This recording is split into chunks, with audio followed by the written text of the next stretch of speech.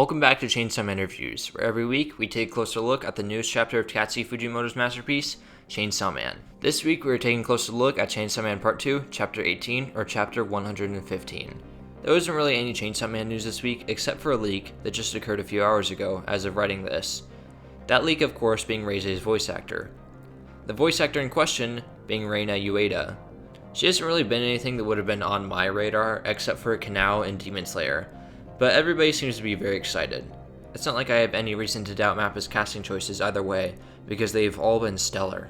Another thing that was just announced was the CD release of the Chainsaw Man anime soundtrack. You can buy it at the Sony Music Shop, but it's mainly a Japanese website, so it might be a bit of a hassle if you live in the West and want to order it. I definitely will be, but probably just importing it after it releases. The only other thing was the finale of the Chainsaw Man anime that finally premiered with a little sneak peek at Reise herself. So far we have no word on when the new season will premiere, but my guess is sometime in 2024, because Mappa has a lot on their plate and they need to get it done first. That being said, let's get into the actual chapter, and it's a very short one, clocking in at only like 11 pages, which is perfectly fine. I'm honestly surprised we're even getting one this week, considering Christmas and all that. Anyways, this chapter picks up with the group still being trapped inside the aquarium by the Infinity Devil. Things are looking depressing as nothing seems to be working, and even all of the fish are dying out. Haruka tells Mitaka that they would have gotten out of here if she hadn't broken her phone. Mitaka calls him out for not doing anything since she thinks he's Chainsaw Man. As it turns out, we were right, he is a fake. The ripcord on his chest was just a surgical implant, one that he got because he's such a big fan of Chainsaw Man. Apparently he owns every single piece of Chainsaw Man merchandise and is the president of the Chainsaw Man fan club, but he's not Chainsaw Man himself, making Mitaka's goal to try and kill him pointless. This means that the thing that killed Yuko was not Haruka, meaning that the Chainsaw Man devil still very well may be out there. So I still might get my Dark Chainsaw Man or Chainsaw Man Black. Haruka also mentions that he was the runner-up in the Chainsaw Man trivia tournament, meaning that there is somebody who at least knows more about Chainsaw Man than him. Possibly another superfan who will get revealed at a later date. Haruka starts going into a maniacal laughter before shouting out, "Save me, Chainsaw Man." We cut to Denji and Yoshida hanging out down the hall.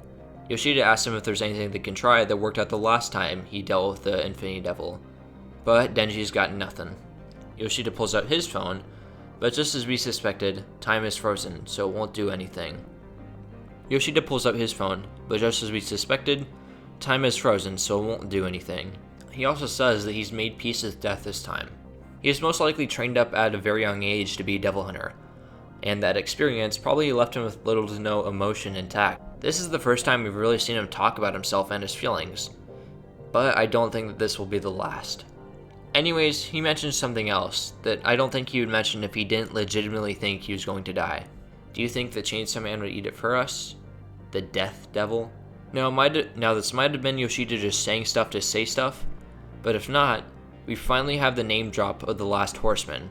There isn't much to go off of, but he seems to know of its existence, and Fuji's power to erase anything he eats. This could have something to do with his organization, but there's very little to go off, so we'll just put a pin in it. We cut to a little later with Denji checking up on Mitaka, who's sitting inside one of the aquarium tanks. She apologizes to Denji, saying that if it wasn't for her, he wouldn't have been in this mess in the first place.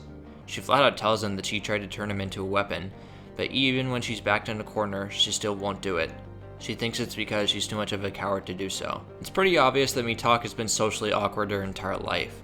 She doesn't know what to do in interacting with people or even how they work. This is what spurred the whole Metal Gear Solid Codec Call level exposition dump about Fish and when she yelled at Denji because he was bored. Her life has just been her messing up, and she thinks it's gonna stay that way if she dies. Then Denji hops in the tank with her. Saying that he couldn't hear a word of what she was saying. He picks up a starfish, offering her to eat it since she doesn't like normal fish, which I don't really know how that's any better. Denji's always been socially awkward as well, but he just doesn't really care about that, though deep down he still just wants to be normal, which is why he's going to high school in the first place. He messed up a lot in the past, we know that very well, but every time he's at least learned somewhat from his experiences. I think there's a lot that you can learn from Mitaka too. Despite it being short, this was probably one of my favorite chapters in the past few weeks. You got some more insight into all these characters and what makes them tick. Hopefully planting the seeds for the future. That's all I've got this week. See you guys and have a good one.